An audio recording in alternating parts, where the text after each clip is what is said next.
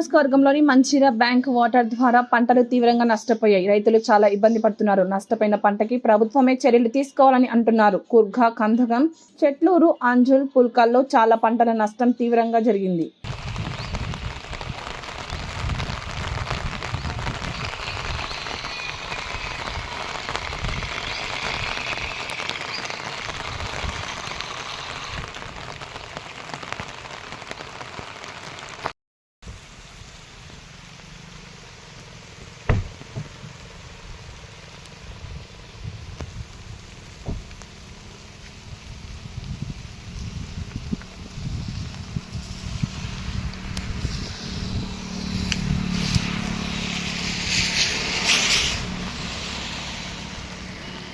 ఏడా మునిగిందనా? ఇది కాదా, ఇది మొత్తం మునిగింది ఆల్రెడీ.